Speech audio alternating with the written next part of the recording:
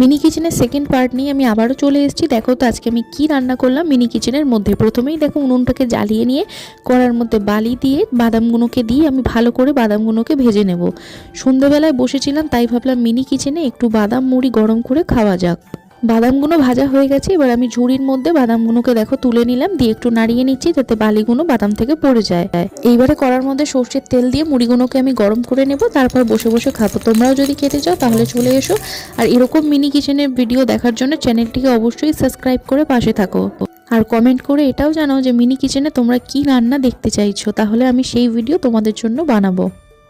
দেখো মুড়িগুলোকেও ভালো করে গরম করে নিয়েছি। এইবার যেই বাদামগুলোকে গরম করেছিলাম সেই বালিগুলো দেখো বাদামের উপর দিয়ে দিয়েছিলাম যাতে বাদামগুলো গরম থাকে।